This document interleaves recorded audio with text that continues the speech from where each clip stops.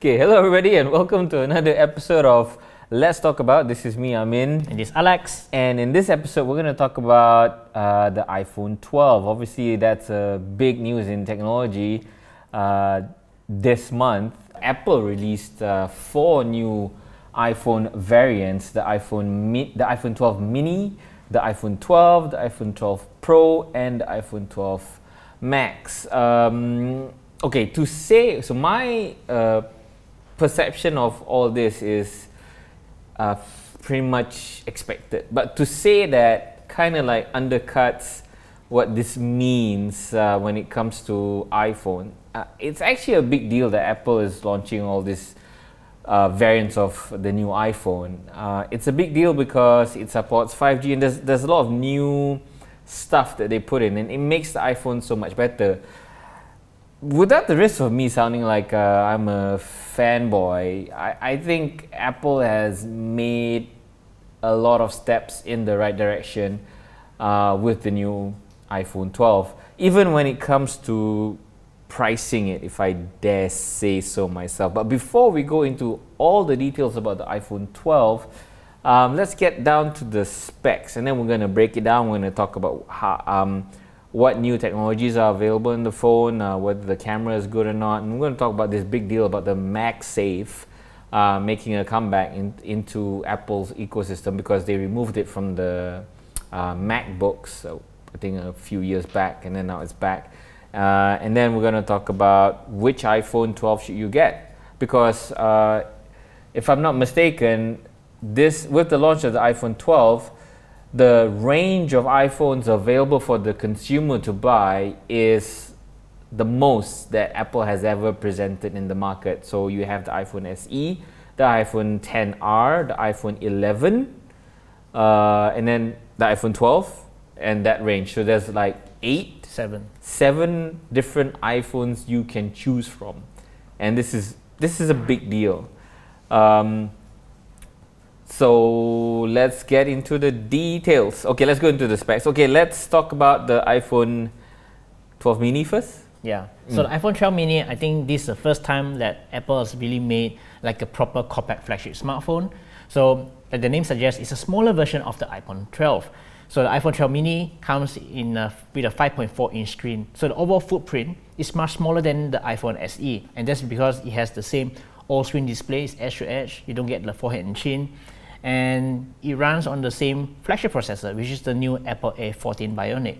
And this is the first processor that comes with a 5nm process, which means you get a lot more power and greater power efficiency.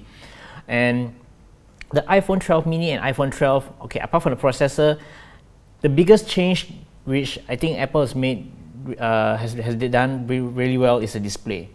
You don't get the super liquid retina display, liquid retina display anymore. The LCD display. LCD display. Yeah. So now it's fully OLED. Apple's gone OLED across the board for the new iPhone 12 series. And the best part is the resolution.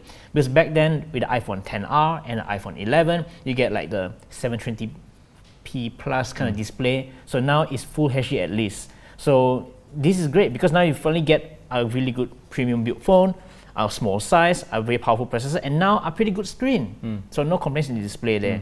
And in terms of cameras, it's pretty much the same as the previous one. You get a dual camera setup, you get the main, the ultra wide, and no telephoto.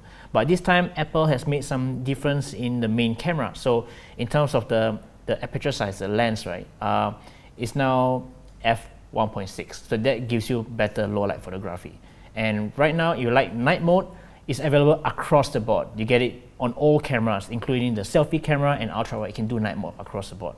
And the rest of the things are pretty much the same. You still get a fast charging via Lightning connector. So yeah, Lightning connector is still there. They did not ditch USB-C as many has had hoped for. So it's still Lightning connector. And yeah, that's pretty much it for the 12 and 12 mini. And moving up, the next step is the iPhone 12 Pro series. So unlike last year, whereby the 12 Pro and the 12 Pro Max are pretty much the same. The only difference is the screen and battery. There's some significant difference when it comes to the camera. So again, yes, both are having a triple camera setup, but this time they've added a Lidar sensor. So Lidar, I think if you've been following the iPad stories, they introduced that first on the iPad Pro, the latest version, and now it's available on the new iPhone.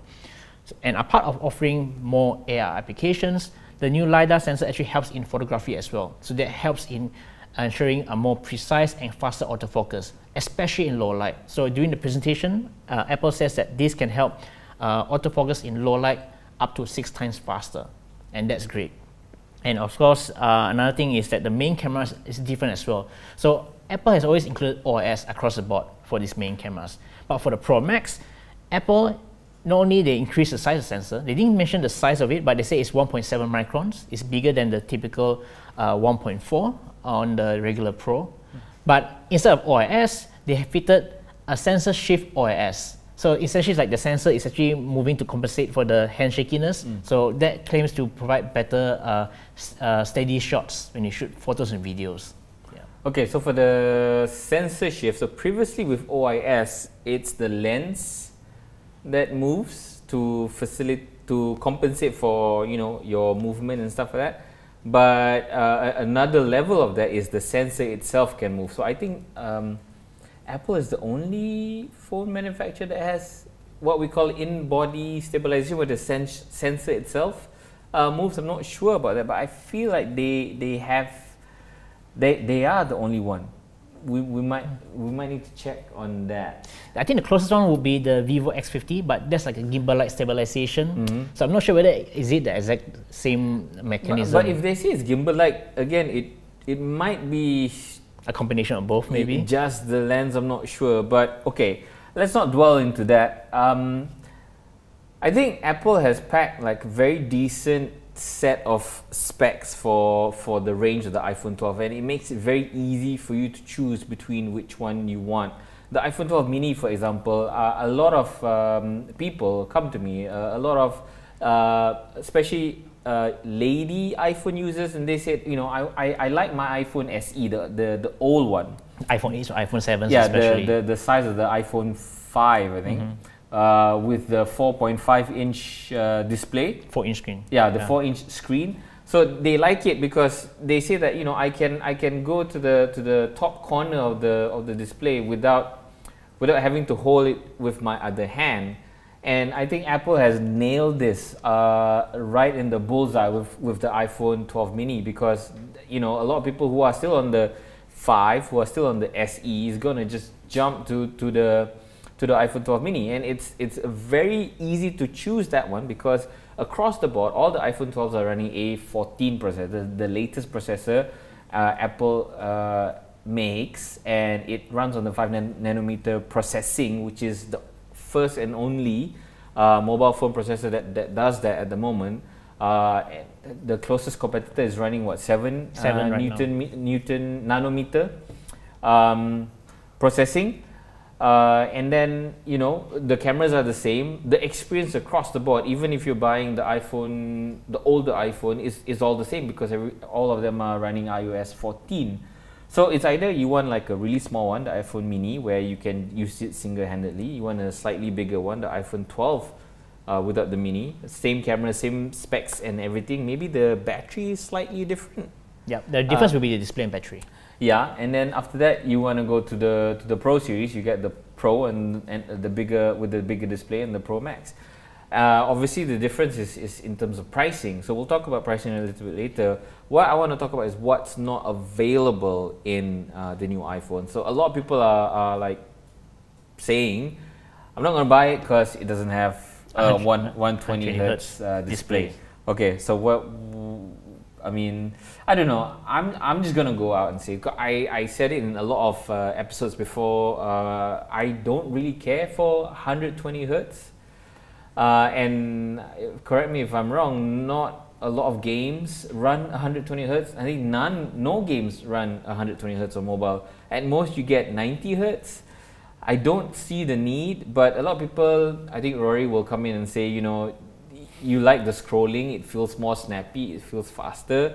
I'm using my Galaxy S20 Ultra that has 120 hertz, and I tried it for like a week, and then after that I reverted back to normal 60 hertz, and I don't feel like I'm missing anything. So for those of you out there who are saying, I'm not going to get this phone because it doesn't have 120 hertz, I think you guys are missing the point here. And the point is, it's not about one detail, it's not about one spec. It's not about like, okay, if this phone doesn't have 120 hertz, it's crap. Apple has never been that. Apple has always been about the experience, and a lot of people have been coming out with saying that the phone doesn't have 8K video. Yeah, because it's 12 megapixels. Yeah, and Apple has not been about chasing the numbers. Even without the 8K video, I think all of us here at Sorry Ninja can agree that Apple still has the best video capabilities in terms of their iPhones, and no other camera out there, mobile phone camera out there, can match what they have. And that's why we still prefer using iPhones to shoot video when we're in the field and we don't have like a big DSLR camera with us. So it's always about the experience. I believe they're untouchable when it comes to this. Again, with the risk of me sounding like a fanboy, I'm not. But they are pretty close in terms of experience and ecosystem. What do you think, Alex? I think, okay, you must remember that the previous generation, the iPhone 11, came with like a crappy LCD, like his words, by the way. He doesn't like. I bashed. I got into trouble with Apple, by saying the iPhone, was it 10R? It's the iPhone that I wanted to like, but I didn't like it because the most important thing on a phone, which is the display, is the worst display that they could put on a phone, and I don't like LCD displays. I mentioned that in a lot of other episodes. I want AMOLED. AMOLED is the future, so and I guess they listen to me. Yeah, in a way, because it's AMOLED across the board. Across the board, and because previously, right, like the previous iPhone generation, like the iPhone 10R, iPhone 11, it's as if like Apple is going like, you want a cheaper phone? Okay, I'll give you the same processor, the same main camera, but because you're cheap, I'm going to give you a crappy display. Yeah, but this and time, you gotta live with that. Yeah, you gotta live with that. But this time, you can't say that anymore because it looks like, wow, you're getting a really good display across the board. Yep. Even the cheapest model, iPhone 12 mini, you get an OLED display, and you also get like a high resolution of at least Full HD. Yep. And I think that's really a massive upgrade. Yep. Yeah, I will take this any day versus any LCD screen with 120 Hz. Yeah, I mean, okay, what do you guys think? Sound off in the comment section below whether you think 120 Hz is important, whether it's not. I know in a few episodes before, we have commenters saying that, how can you say 120 Hz is not important? It is. I can say it because I don't think so. So let me know if you think it is. Okay, we're talking about what's missing. The other big thing that's missing is, of course, the charger. Yeah, of course, that's a controversial move by Apple. But for me, I think it's a very good move. I think this time I can dare say that this is a courageous move by Apple. And I think it's something that manufacturers should follow. Why do you say that? Okay, justify your cause. Okay, if you haven't watched our previous video about this topic, you can click somewhere up here. Because previously there was a rumor saying that Apple might not include chargers in their phones, and we made an episode on that. And I was on the other side of the fence. I'm saying that all phones should have the charger. But you're saying it's a courageous move. Okay, so why? Okay, because from my experience, right, because we always deal with a lot of phones, I always stick to my same multi-port charger at home. So I have like this Trosma charger with 4 different heads. So I use that as the to-go charger. Even in the office, I have my own standard charger next to my desk. So every time there's a new phone that comes in, right, the only thing I take out from the box is just the phone. I don't use a charger. I don't even use the headphones in the box anymore. So that's the electronic waste. So if you're using a previous iPhone, you can still use your existing charger and cable. So what's the point in doing that? So eventually, I think that what we're going to move into is that USB ports, right, especially USB-C ports, are going to be so accessible and so redundant that there's no point for manufacturers to put it into the box. So in this case, right, if you already have a charger, good. You don't need have extra waste because it's going to end up sitting in a box anyway. So if you do need it, you can just go ahead and buy it. So just get when you need it. Okay, so this is where I'm gonna come in and say, first of all, a lot of people still don't have USB chargers, USB-C chargers. So what's gonna happen is there's a lot of the iPhone buyers. So I talk about the iPhone mini, right? For example, the iPhone mini would come from people who are going to buy the iPhone 12 mini are going to be from either the iPhone 10R maybe or the iPhone SE, the smaller one. And those phones came with chargers, but they didn't come with the USB-C to Lightning cable. And a majority of people that's going to buy the phones are going to buy the adapter. because of this USB-C problem. And I think this is just another way for Apple to make some additional money in terms of the margins, because the 25-watt charger, the one that's going to be able to charge all the iPhones, all of them support 25 watts, right? That's the fastest. 20 watts. That's the 20 watts. That's the fastest charging rate you can charge the iPhone 12 for. It's going to cost how much? 99 ringgit. $100. Yeah. For a single port charger. Yep. So I think that's expensive. okay, the thing is, okay, I'm going to come in. I have the Basius 65-watt GAN charger. That's the latest technology in terms of charging. It has 3 ports. It does 65 watts. It can charge my MacBook Air and charge my iPhone at the same time. And that costs, I think, about less than $200. We know that Apple peripherals and accessories are going to be overpriced because they can make the margin, and I'm not happy that they do that. well, now you have a choice. So if you don't want to get Apple one, you can get other third-party one that supports the USB PD standard. And another thing is that, okay, most people who buy iPhones, right, you always say that, okay, most of the Apple fanboys will continue to buy iPhones. If let's say majority of them are going to buy the new iPhone 11 or iPhone 12, they can still use existing chargers anyway. So for example, if you're using iPhone 11, right? Okay, you're right. They don't have to use the USB-C. Yeah, you still can use the USB-A port, the A charger, with the previously USB-A to Lightning. Yeah. It still works. It won't get fast charge. Okay. If you're okay with that all the while, it takes like 2-3 hours to charge. It's fine. You can use that. No issues. Yeah, So it's an optional purchase. Yeah, well, it's okay. We're not going to go into a full-on discussion about whether the charger should be included or not. That was in another episode. You can catch the link somewhere in the screen. But it's a decisive move by Apple. I agree. A lot of people might not like it. Even in fact, we had a story before. Nick wrote about it. A number of brands have been like shooting Apple, been roasting Apple for not including a charger in the box. But we have a feeling, and looking at the trends, that all these other brands might do the same thing as well. So we might see Samsung in their next device release, they might not even include a charger in their box. So it might not be a big deal in 2021. I don't know, but I still feel that, you shouldn't get Apple accessories if you want to buy a new charger for your new iPhone 12. All right, let's move on. The next thing is, the next big thing is it supports 5G. Yeah. All right, so let's break it down. 5G, does it work? Is it going to work in Malaysia, or there's like different variants or whatever? Well, in the US, right, the variants that's launched in the US, it supports 5G across the range. As in, it supports sub-6. Sub-6 basically all the bands below 6 gigahertz, as well as millimeter wave. So millimeter waves, like those are higher, 26, 28 gigahertz, which can really deliver like super fast download speeds. You know, Mr. Ken doing the presentation, they boast that can do like 40 gigabits per second downloads and all that. So that is only exclusively available for the US. If you look at the Malaysian product page, we only get sub 6 gigahertz. But if you ask me, is that really a big deal? For me, not really, because early this year, right, when MCMC announced the 5G bands, most people are going for the sub 6 bands anyway, like 3.5 gigahertz, and the lower one is 700 megahertz. So that's not really a big deal. But for me, is this a huge concern? Another second point is that there's no 5G in Malaysia just yet.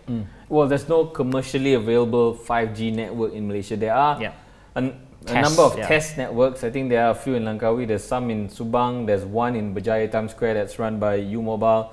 So there are some test networks. 5G was slated to be like the previous communications minister wanted 5G to be available in Malaysia in the fourth quarter of this year. Third quarter of this year. And obviously the government changed and that didn't happen. The new communication minister has not like really put his foot down or really put out a statement on where he wants 5G to be in the next 6-12 months. So 5G is kind of like in the air at the moment more in like Malaysia. Back burner. Because right now, if you follow the news, MCMC is focusing on improving the existing 4G network. So they target to increase the 4G coverage from the current like 92% to 97% by 2022. So we're probably going to wait for about 2 more years at least. Yeah, and then we talk about cross compatibility over countries. So that hasn't been sorted also in terms of the 5G standard. So even if you get a 5G phone in Malaysia and you go to a country where there is 5G network, there's no, I think we can't determine whether you'll be able to use that 5G network in that country. So having 5G in a phone is, I guess, okay, but not really a big deal for me. Yeah, for me, it's, in terms of cross-country, I think that will work because there are some standards already in terms of bands. But again, like phone experience, what difference is going to make? If you're going to watch a 1 hour video, it's going to take 1 hour to watch anyway. And 4G can actually deliver gigabit speeds if it's done properly.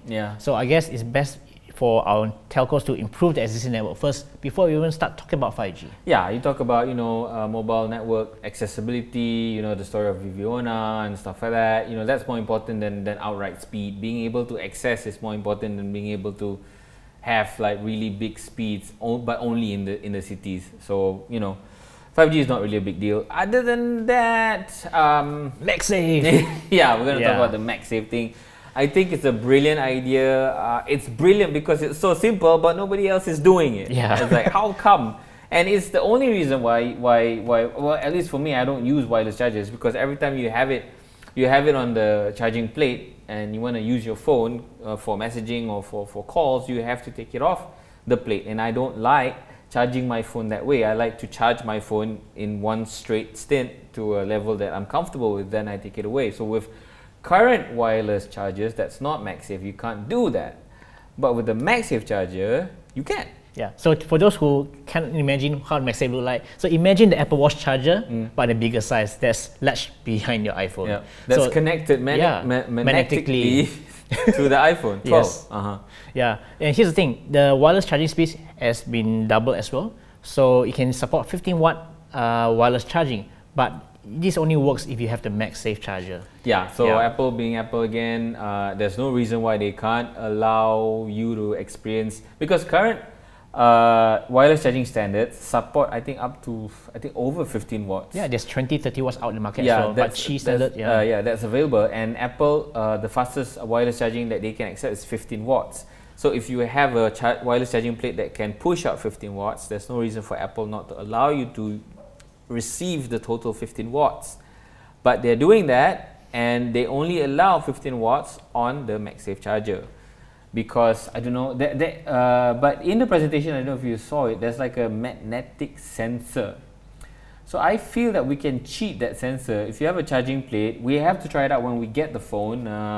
If you have a charging plate, you just put a magnet on it, and then you put it on the plate. You might be able to get the 15 watts. I don't know. We gotta try that. But it's a cool idea. It makes wireless charging more convenient now. There's been another kind of like, there've been reports in the news saying that, oh, this paves the way to having a portless mobile phone. Like, you know, maybe future iPhones might not have the charging port.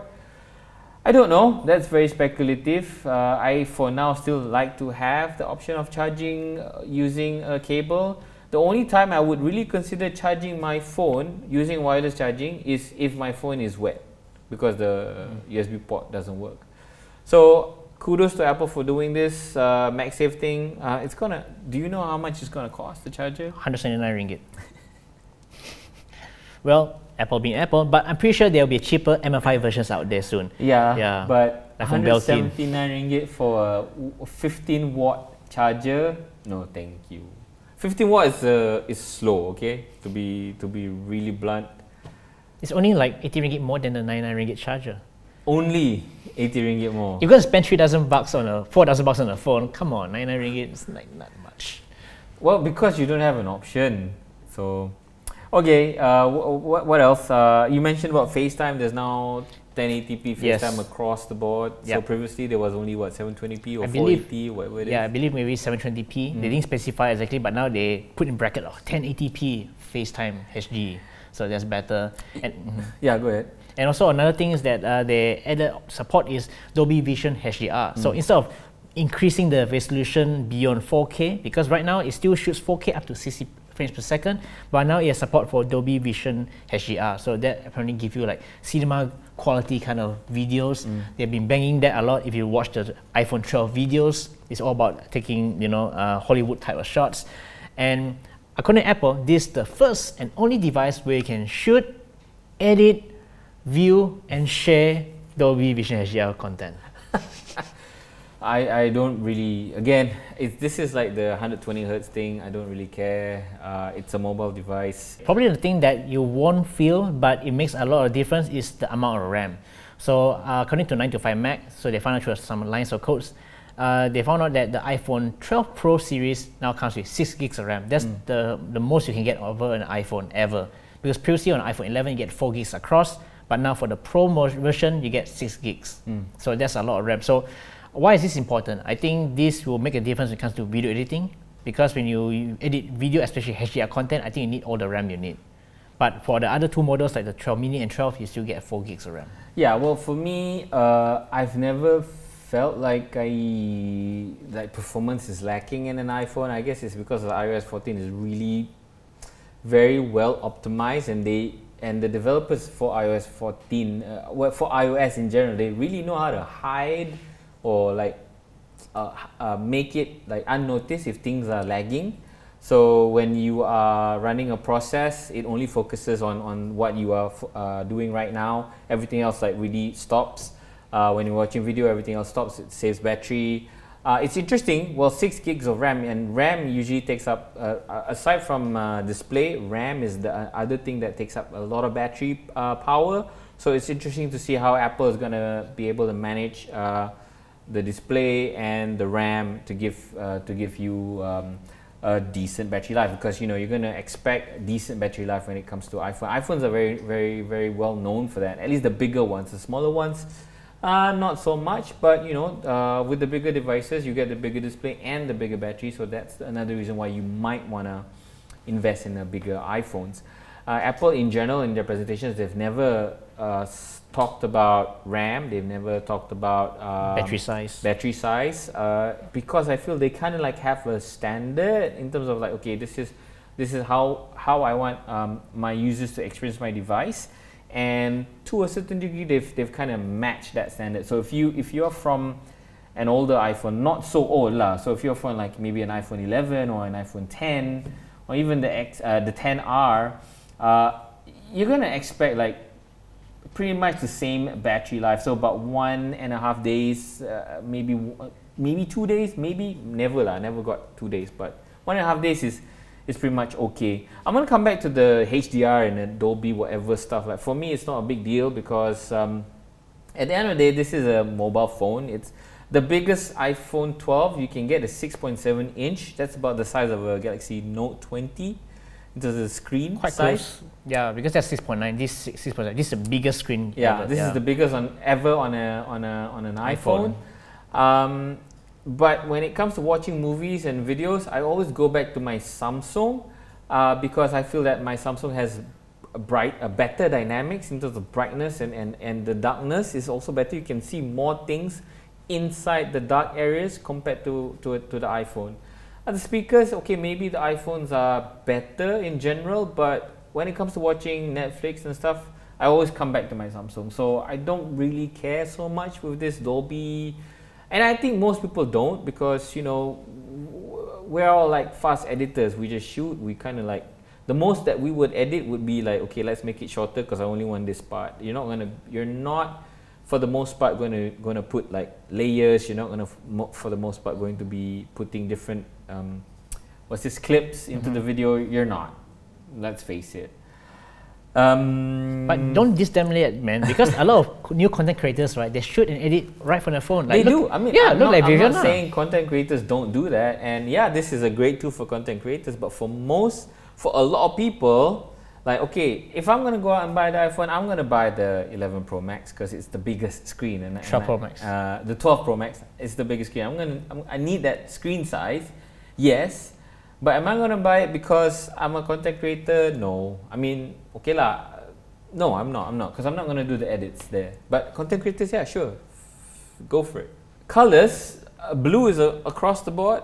So if there is a color to choose, so previously it was the green. The midnight green. Yeah, that's kind of sexy. Now blue. I really like the new blue color. So if you're going for one color, for me it's going to be the blue. Yeah, same here, because you want people to know that you have the latest version. Yeah. That's a unique color. Yeah, okay, so you talked about cameras, right? Yeah. And you talk about the zoom, right? Yeah. So the Pro Max has the 4x optical zoom. Okay, here's the thing that a lot of people get it wrong. Because during the event, right, Apple says that, oh, the new iPhone 12 Pro has like a 4x optical zoom range, and the Pro Max has the 5x optical zoom range. A lot of people thought that's the optical zoom, but it's not. So in reality, is that the iPhone 12 Pro only gets 2x optical zoom, and the iPhone 12 Pro Max has 2.5x optical zoom. And it's all, the rest is digital.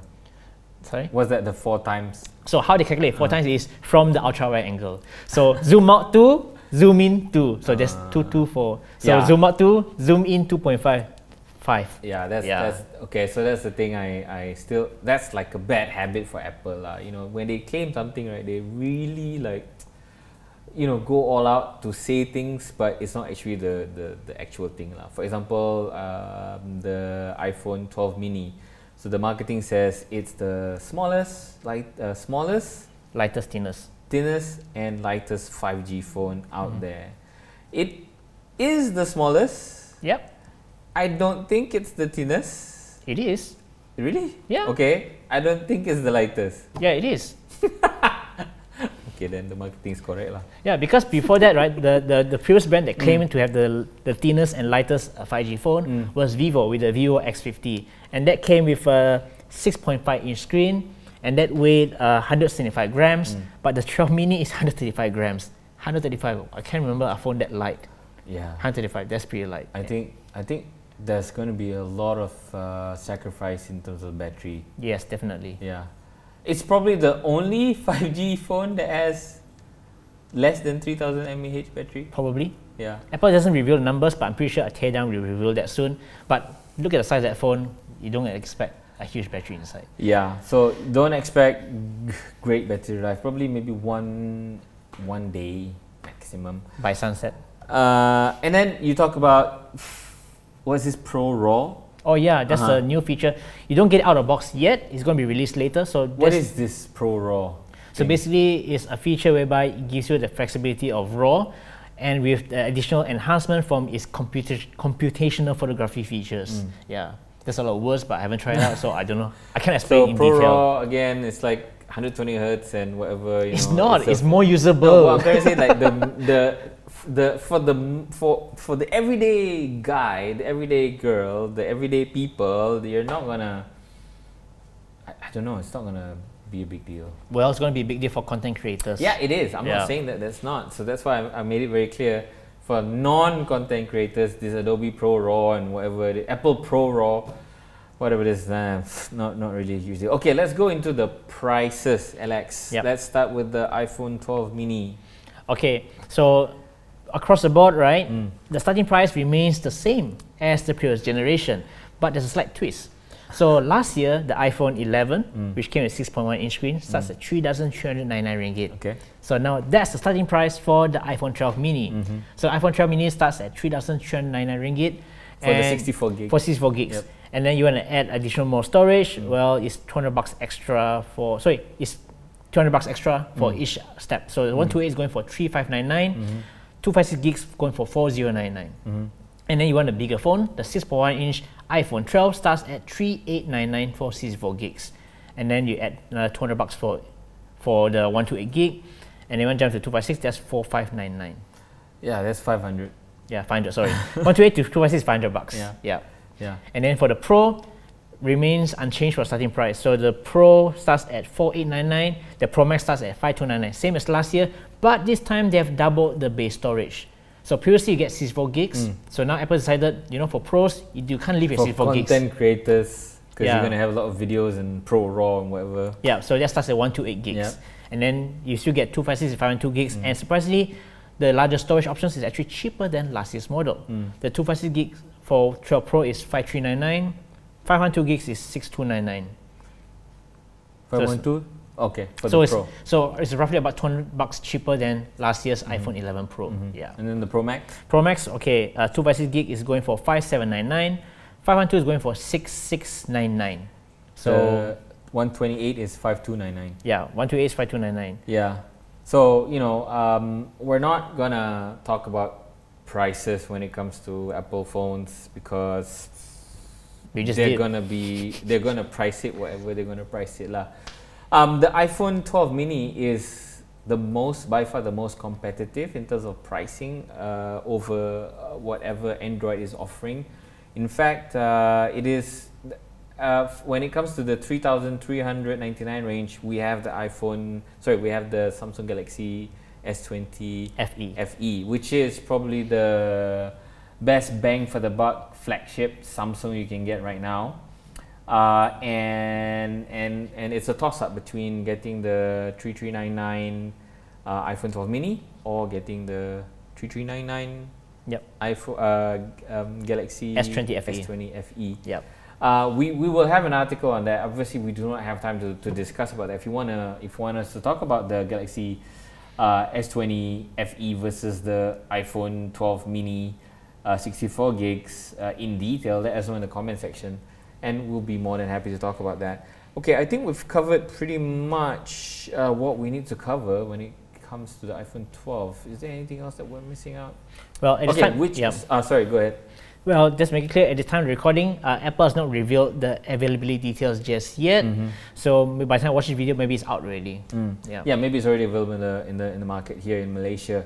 The question I wanted to ask you, Alex, is which iPhone 12 would you get, or would you even get an iPhone 12?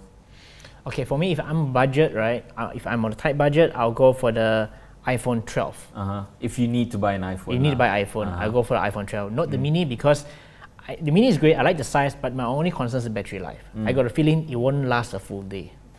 Oh. Yeah, that's my concern. Because iPhone 12 has similar battery life as iPhone 11, which is pretty good.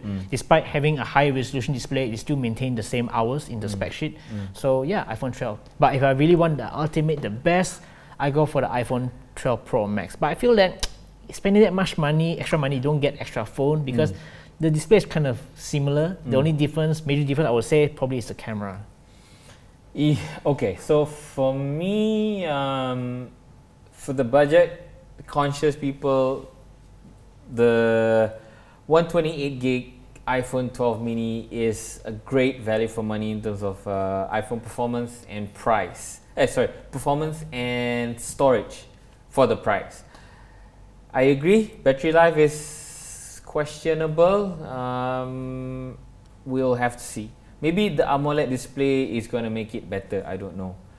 But if you're looking for the best value for money iPhone 12, the iPhone 12 mini 128 gigs would be my recommendation. A good middle ground would be maybe the 12 128, because 64 gigs is, I don't know, I don't think it's an issue for me to run 64, but a lot of people I know take a lot of pictures and they store a lot of WhatsApp images and they don't clean their storage and they refuse to use iCloud for whatever reason. So you should get the biggest storage that you can afford, unless you want to do iCloud, which I do. So you should too. If you, I mean, it's not that expensive lah, iCloud. Yeah. If it was me that's going to buy the iPhone, I would definitely, like I mentioned, go for the Pro Max, and I will go for the middle ground, which is the 256. Having said that, spending 5,800 ringgit on a phone, plus you need to get the charger, is a lot of money. You can get like a computer for that money, but yeah, I like the big display. So I think I can pay for the, I think that's how to say, it's a tax that is bearable. But okay, I don't know how to justify this, but yeah, 5,799 is pretty much the max I would pay for an iPhone. Because if you go for the 6,699, that puts it in the Galaxy Fold territory. Yep.